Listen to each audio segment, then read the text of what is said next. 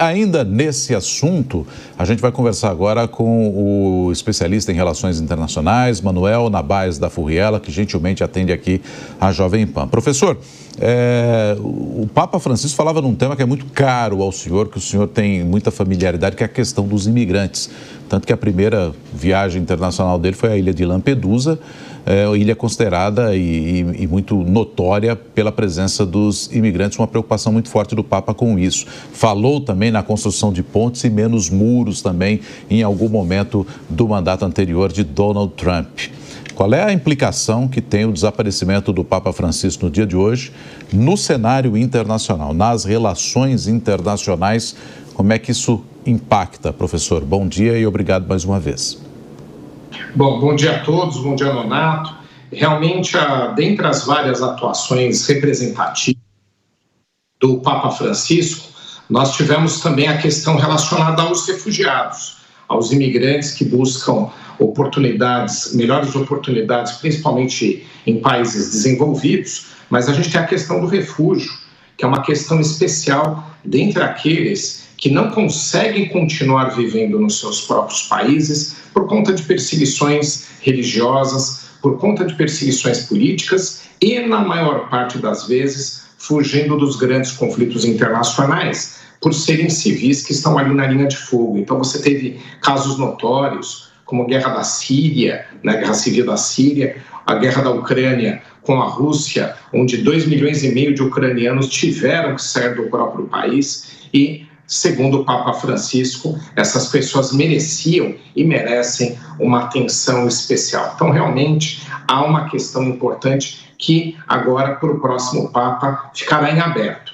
Como a gente sabe que, tradicionalmente, as escolhas da Igreja Católica, elas vão, primeiro, por uma linha mais modernizadora, eu diria. Isso aconteceu com João Paulo II, por exemplo, e com outros papas anteriores, e depois se intercala para um Papa mais conservador, mas principalmente um Papa mais ligado às doutrinas da fé, conforme linguagem da própria Igreja Católica. Então, por isso que provavelmente há uma grande chance, uma corrente que defenda que o próximo Papa seja dessa forma, conforme foi, inclusive, o Papa antecessor, que era o Bento XVI. Então, entre João Paulo II, um Papa muito viajado, um Papa ligado a questões internacionais, muito politizado naquele mundo dividido entre União Soviética e Estados Unidos, veio um de doutrina da fé, Bento XVI, e depois, agora, novamente, o Papa Francisco, uma retomada de uma agenda internacional, a questão imigratória, por exemplo. Então,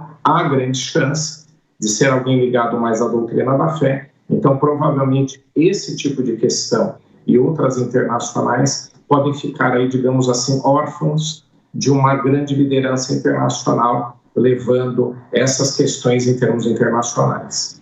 Professor, ainda nesses termos internacionais que o senhor acabou de falar, bom dia ao senhor primeiramente, eu queria falar sobre a relação Estados Unidos e Papa Francisco. Donald Trump fez o seu pronunciamento nas redes sociais, ele deixou uma mensagem que é a seguinte: descansa em paz, Papa Francisco, que Deus esteja contigo.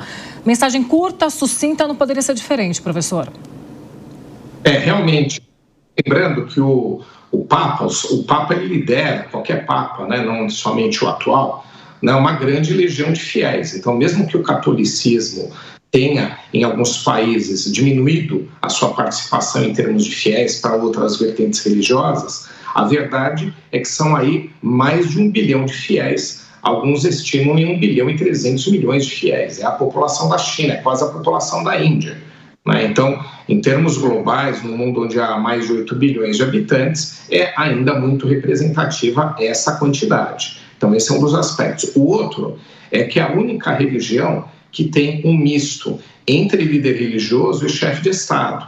Por conta do Vaticano ser um Estado, mesmo que atípico, né, não é um Estado clássico, um país clássico como os outros, a verdade é que é um líder religioso que mistura-se, no bom sentido, inclusive com a figura de chefe de Estado. Então, é uma figura única, uma figura representativa, mesmo para aqueles que não seguem a religião católica. E também para aqueles que são cristãos. Então, Donald Trump não é católico, o vice dele é, né, inclusive convertido em 2016. Recentemente, esteve inclusive com o Papa há poucos dias atrás, né, como a gente acompanhou, como vocês inclusive noticiaram.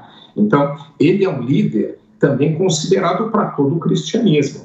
Então, você tem as religiões protestantes, ortodoxas, mesmo que não sigam propriamente o Papa, em termos de cristianismo, é um grande líder. Então, a mensagem Donald Trump teria que realmente fazer, no sentido de chefe de Estado de cristão que ele é, mas a gente já imaginava que seria sucinto, até mesmo porque haviam ali algumas divergências de agenda entre o Papa e o presidente Donald Trump.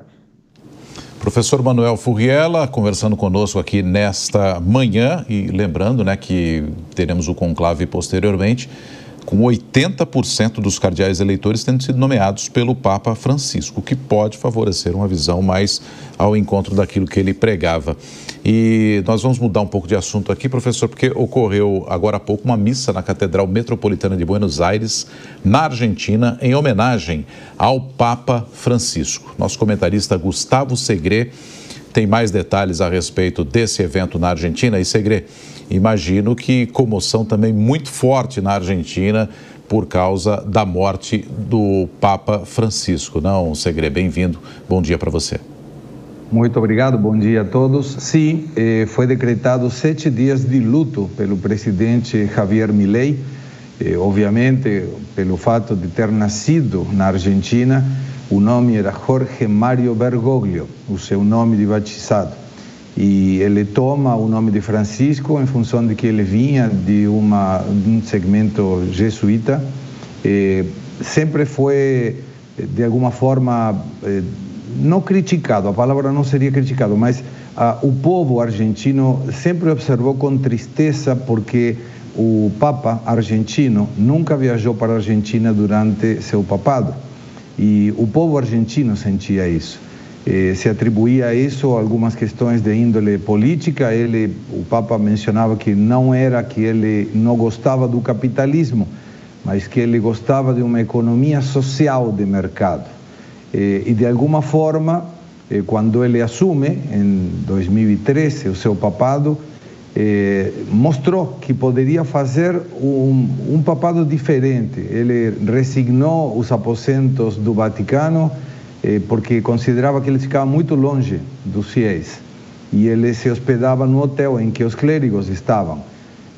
Visitou Rio de Janeiro em 2013 também, e isso foi outra das críticas que os argentinos mencionavam, porque estando tão perto do seu país, ele não visitou a Argentina.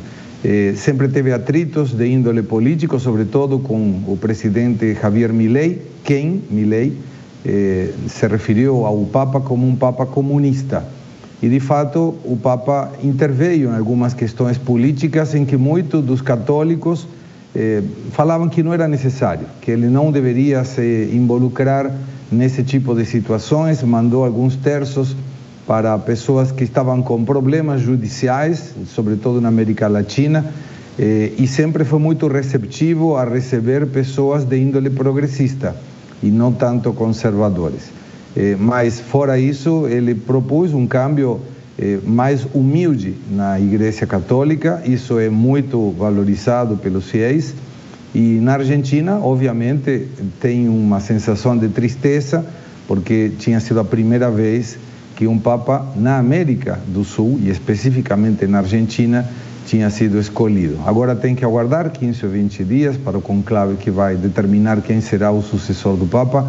Como muito bem você mencionava, sobre 135 cardeais, 108 foram escolhidos pelo Papa Francisco, o que leva a pensar que a modalidade sobre o seu papado deverá se manter com o próximo Papa que seja escolhido. Ele resolveu ser sepultado na Igreja Santa Maria Major. É uma igreja em que ele resolveu que gostaria de ser sepultado após o seu falecimento, e obviamente isso será respeitado. Segre, bom dia para você. A gente está falando sobre as questões profundas de Papa Francisco justamente na Argentina, até porque é o seu local de nascimento, assim como você falou para a gente. Você comentou com a gente também sobre alguns atritos entre Javier Milei e Papa Francisco. Você acredita que a popularidade do Papa Francisco ficou abalada durante enfim, o seu legado, né, enquanto Javier Milei presidente da Argentina? Não, não me parece, Paula. Me parece que o povo católico não está atento a um comentário de um presidente que possa ser contrário às ideias políticas do Papa. Em geral, e pelas pessoas com quem habitualmente conversava e converso da Argentina, sempre a observação era que o Papa deveria se dedicar às questões dos católicos e não da política. Ele tomou partido quando tinha aqueles casos de corrupção na América Latina e defendia aquelas pessoas que estavam sendo julgadas, mencionando que todo se tratava de lawfare, né? Aquelas invenções judiciais. E isso foi muito criticado pelos católicos da Argentina, porque esperavam um Papa argentino muito focado nas questões de atender aquelas necessitadas, as pessoas necessitadas que estavam expectantes com um papado de um Papa argentino. E ninguém pode apagar a história. O Papa, na época, não era Papa, obviamente, Jorge Mário Bergoglio, esteve muito próximo do governo dos militares na Argentina, a ditadura militar. E isso não tem como apagar. Então, é uma pessoa muito controvertida em determinadas questões, obviamente muito respeitada por ser a máxima autoridade da Igreja Católica no mundo, mas sempre ficou essa sensação de faltou alguma coisa nessa visita que o Papa nunca realizou ao seu país. A gente segue também aqui conversando com o professor Manuel Nabais da Furriela, especialista em relações internacionais. Professor, é sempre muito interessante a gente acompanhar essa relação entre estados, governos e também a Igreja Católica, à medida em que a Igreja Católica é uma instituição muito forte, com influência em muita gente, e ao mesmo tempo a gente tem essa separação, Estado é uma coisa, religião é outra, mas elas acabam conversando entre si e de algum modo sempre tem quem entenda que seria importante a Igreja participar mais ativamente da vida dos estados e outros que dizem que não, que a Igreja tem que se manter na sua posição restrita apenas à fé. É algo que a gente não chega num denominador comum nunca, né, professor Furriela? É muito difícil para o Papa ele chegar somente ou tratar somente de questões que eles chamam de doutrina da fé. Como eu mencionei aqui, o Bento XVI ele foi, em termos recentes, o mais próximo de quem propriamente fez isso, né, que seguiu mais as questões de fé, até por conta da trajetória toda que ele tinha, e até por conta disso também, que pode ser uma aposta de retomada de um próximo papado nesse sentido, para que a Igreja Católica mantenha um equilíbrio entre as suas forças. Mas por ser um chefe de Estado, por ter a Igreja Católica uma quantidade numerosa de fiéis, e como a gente sabe, a presença da Igreja Católica, ela perfaz, por exemplo, setores como educação, colégios, universidades, instituições de ensino, mundo afora, né, em qualquer país. Foi mencionado que nos Estados Unidos só 20% da população é católica, mas lá você tem instituições importantíssimas da Igreja, ou seja, ela é uma instituição importante mundo afora e o Papa é um chefe de Estado, né, por conta do Vaticano. Então não dá para fugir de questões políticas. E se a gente pegar em termos históricos da Igreja Católica, isso sempre aconteceu. Então imagine só, né, o Papa Pio XII durante a Segunda Guerra Mundial, como é que ele não iria se colocar frente a um conflito daquela dimensão, né? Então ele teve que apoiar certos grupos, inclusive ajudou no resgate de muitos judeus durante aquele período. Hoje historicamente há referência nesse sentido, né? Como é que o Papa João Paulo II, inclusive que era polonês, não iria se colocar durante uma divisão do mundo entre comunistas, os socialistas, como queiram, e capitalistas, ainda naquele momento, anos 80, algo que ainda fervia no mundo todo, como que ele não iria se posicionar, até mesmo porque o catolicismo se sente às vezes perseguido em países comunistas, não é? Então, você tem em todos os períodos, e agora não foi diferente, uma cobrança de que uma atuação internacional do papado aconteça. Então, a questão da imigração, como você mencionou, uma questão extremamente relevante no mundo de hoje. Como é que o Papa não se posiciona, seja lá qual tipo de posição entenda, né? Mas como é que ele não pode não se colocar frente a isso? Você tem o mundo da internet, inclusive ele canonizou uma figura religiosa considerada né, o futuro aí santo dos internautas, né? Como é que ele não iria lidar com questões da qualidade, questões envolvendo o meio ambiente, a diversidade, como lidar com isso? Então, acho que a figura do Papa é tão representativa que ele não pode fugir de questões políticas também. Eu entendo as colocações, é difícil muitas vezes não fazer isso, mas é uma cobrança do próprio cargo. O ponto é que o religioso ele tem que saber equilibrar, ele não pode interferir em questões internas dos países, isso foi mencionado, e havia uma crítica ao Papa em relação a isso, né? Então esse envolvimento não pode acontecer. Agora, em questões internacionais, ou das questões internacionais, o Papa não tem como fugir. Eu quero voltar com o Piperno aqui com a gente nessa edição especial do Jornal da Manhã de hoje. Ele que está na Itália, Piperno.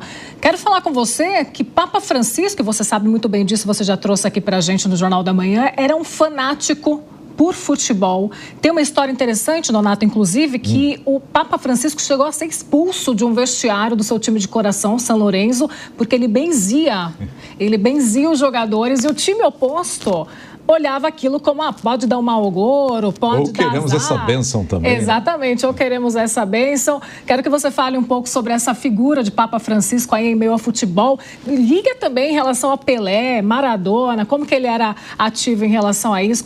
Quais eram as suas posições em relação ao futebol brasileiro também? O Papa, tudo bem, Paulo, o Papa era um fanático torcedor do São Lourenço de Almagro, um time argentino muito tradicional, campeão da Libertadores em 2014. E olha só que ironia, né? Esse time que é tão popular na Argentina conseguiu a sua maior conquista exatamente após, então, o cardeal Jorge Bergoglio se tornar Papa, né? Exatamente um ano depois.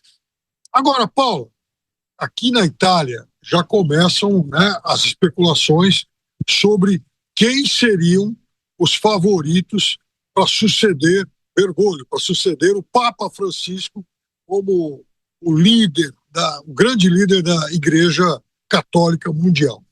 E despontam 5 nomes, segundo as especulações mais confiáveis. Lembrando que o veículo de comunicação no mundo com maior intimidade com o Vaticano é o jornal italiano Il Messaggero, tem inclusive renomados vaticanistas. E aí esses 5 nomes seriam os seguintes: o cardeal Piero Parolin, ele tem 70 anos e atualmente ele é o secretário de Estado da Igreja Católica. Obviamente um cargo muito importante, o que dá a ele acesso a todos os outros cardeais do mundo. Ele tem 70 anos e ele foi nomeado cardeal exatamente pelo Papa Francisco. O segundo nome, também muito cotado nessa espécie de bolsa de apostas, é o cardeal Matteo Maria Zuppi. Ele é o arcebispo da poderosa, do poderoso arquibispado de Bolonha. Bolonha é, aqui na Itália, considerado uma espécie de fortaleza da Igreja Católica, e o que faz sempre com que o seu titular seja naturalmente um candidato a Papa. E o cardeal Zuppi, ele é atualmente o presidente da Confederação Episcopal da Itália, uma espécie de CNBB italiana, o que dá assim uma boa noção de o quão forte é esse nome. Outro nome importante é o do cardeal Pier Battista Pizzeballa. Ele é atualmente o arcebispo, aliás, ele foi o arcebispo de Jerusalém, e ele é também um nome importantíssimo, chegou a trabalhar em Jerusalém, nomeado em 2020. Agora são 9 horas e 35 minutos. Repita. 9h35.